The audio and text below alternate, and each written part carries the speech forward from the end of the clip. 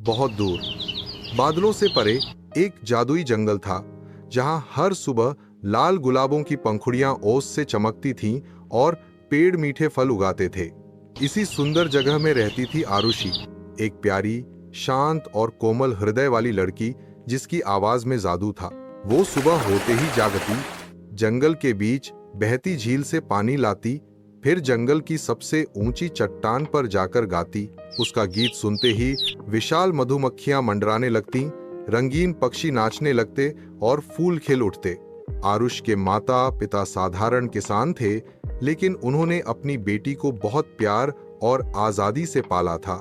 गांव के लोग उसे गुलाबों की रानी कहते थे, क्योंकि जहां वो चलती वहां गुलाब खिलते थे। पर उसे नहीं पता था कि उसकी किस्मत जल्द ही बदलने वाली है और आसमान से उसका भाग्य उतरने वाला है। दूसरी ओर एक ऊंचे पर्वत पर बना था विराट राज का महल, जहां राजकुमार विराट अपने माता पिता राजा आदित्य और रानी वैदेही के साथ रहता था। विराट सिर्फ एक योद्धा ही नहीं था, बल्कि वो यूनिकॉर्न, ड्रैगन, विशाल भौंरे और सुनहरी हमिंगबर्ड जैसे अद्भुत प्राणियों का सवार भी था। एक दिन आसमान में उड़ते हुए विराट की नजर नीचे जंगल पर पड़ी और फिर उसने सुनी आरुष की सुरीली आवाज। वो मंत्रमुग्ध हो गया। वो तुरंत अपनी हमिंगबर्ड पर बैठकर नीचे आया और देखा एक लड़की लाल गुलाबों से घिरी हुई थी। उसकी आवाज हवा में घुल रही थी। उसने आरुष को पहली बार देखा। वो साधारण थी, लेकिन उसकी मुस्कान किसी राजकुमारी से कम नहीं थी। विराट वहीं ठहर गया और वो घड़ी उनकी प्रेम कहानी की पहली धड़कन बन गई। अचानक धरती कांपने लगी, आसमान में काले बादल छा गए। जंगल के पीछे एक सोया हुआ ज्वालामुखी जाग गया। गरजती आवाजें, लावा की नदियां और जलते पत्थरों की बारिश होने लगी। गांव वाले घबरा गए, पेड़ गिरने लगे और धरती फटने लगी। आरुषि का घर टूटने ही वाला था। तभी विराट आया अपने विशाल नीले ड्रैगन पर सवार होकर। उसने एक हाथ में तलवार उठाई और दूसरे हाथ से आरुष के माता पिता को पकड़ा। ड्रैगन ने आग से रास्ता बनाया और वो सबको लेकर आसमान की ओर उड़ गया। जंगल का बड़ा हिस्सा तबाह हो गया, पर विराट ने एक पूरे परिवार को बचा लिया।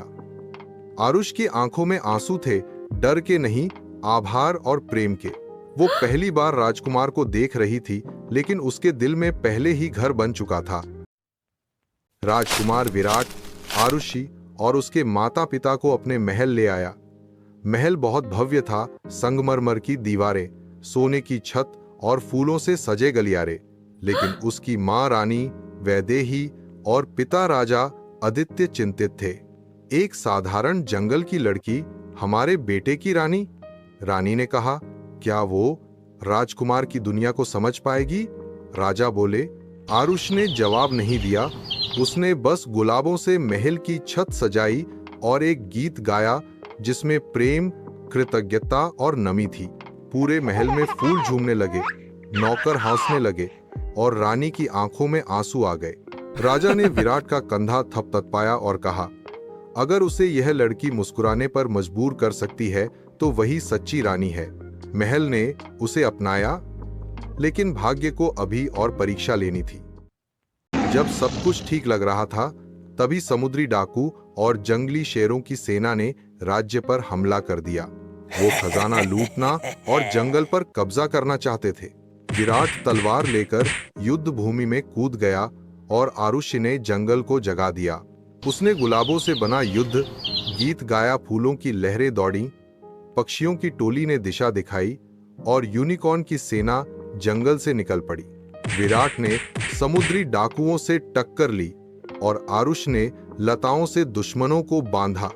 अंत में युद्ध जीत लिया गया प्रेम, साहस और संगीत की शक्ति से।